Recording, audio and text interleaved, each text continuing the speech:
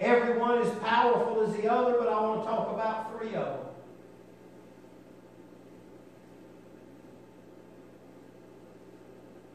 Eloi, Eloi, lama sabachthani. Listen to the transition in what happened that day. No longer Father, but now God. Not the voice crying out, Father, if it be your will, let this pass from me. But the voice that says, my God, my God. Not a son now, but a man. Yeah, come on. Not the Son of God. Come on, church. But the Son of Man, crying out, why have you forsaken me?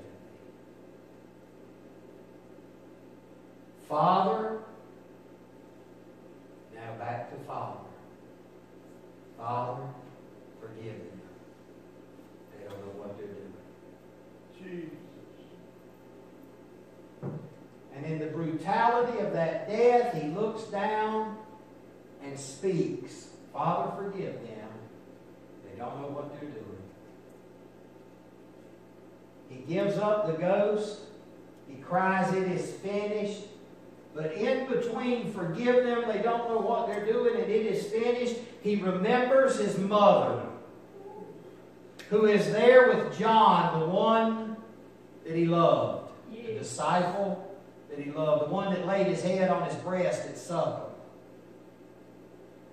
The fastest of the disciples, because he outran Peter to the tomb, but then Peter, the old one, ran inside. Jesus, looking down from the cross, said, Son, John, behold your mother. Mother, behold your son. Knowing that his mother would always have a home, always have a place, always be taken care of. That she would be a widow indeed to the church, because it was about to be born. The church was about to be born. Yeah. And then you see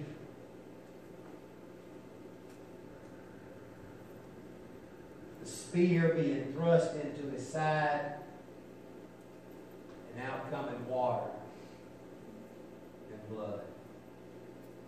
Except a man be born of the water and the Spirit, he can't enter the kingdom of heaven. Except a man be born again, he can't see the kingdom of heaven. Progressive. See it, enter it. After that blood and water flowed down off him, Joseph, of Arimathea, went, asked for his body.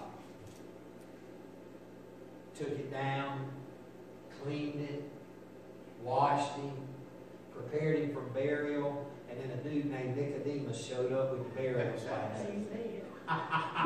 Glory, glory.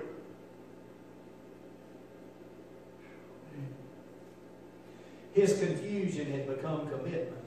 Yeah, it's a good word. He left Jesus one night confused, but on this day he didn't care what the religious order said. He didn't care what the opinion of the church was. He didn't care what the state office had to say. He didn't care what the denominational dogma said to him. He said, I got some spices and I'm going to make sure Jesus gets a proper burial. Amen.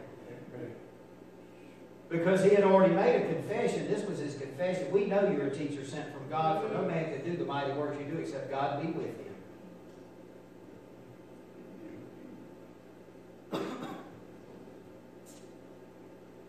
After his burial,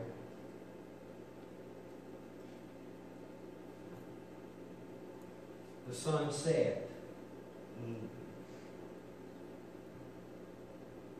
Jesus hung on a cross 6 hours. And in 6 hours, he atoned for all the sins of mankind. From Adam to this moment.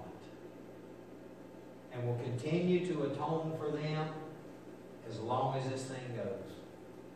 Yeah. This Jesus, whom you crucified, the stone that the builder rejected, has become the chief of the corner. Hallelujah. And now there's a church And on that chief corner, there's built the foundation of the apostles and the prophets. And then the teachers and the leaders. And then the believers, those who are afar off. But because of this submission to brutality, there is now available to us the power of a new birth. Amen. Hallelujah. Hallelujah. There is the power to live Yes. a righteous life. To seek first His kingdom and His righteousness so that He can add all these things to us. But without this brutalization, without this perfect submission, without this death, there is no life. Because Jesus Himself declared, except a kernel of wheat fall to the ground and die, abideth alone. But if it dies, it'll bring forth much fruit. Amen. Paul said He's the firstborn of many brethren. Yes. Paul said you're joint heirs with Jesus Christ. You're joint heirs with Jesus Christ. Yes, we are. Glory. But we have to know Him.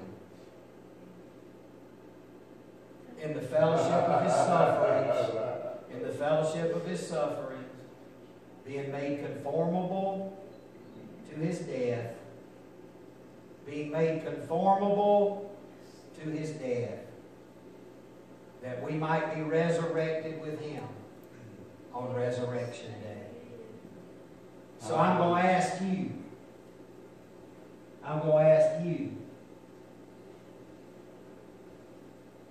what will you do with this man called Jesus? What will you do? If you just have a mental assent, you agree with what he says, that's cool. But that's not born again.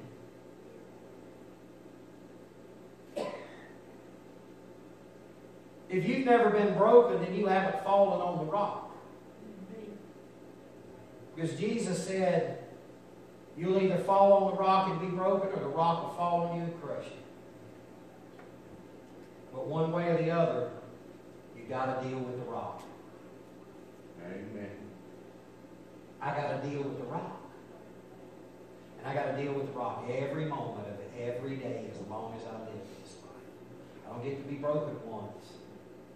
I got to be broken every day, because I got to deal with the rock every day. He will either be the rock of my salvation, or He'll be the rock of my destruction. Amen. I'll either fall on Him and be broken, or He'll fall on me and crush me. And that happens every moment of every day. What shall I do with this man called Jesus? And Hosanna on that day turned into crucify Him. Crucify Him. Crucify Him. They went from save us now to crucify Him. I vote to kill Him. But even in His death, He offered them life. In His death, He offers us life. Abundant life. But we have to choose what we're going to do with this man, Jesus. Sister Ruth?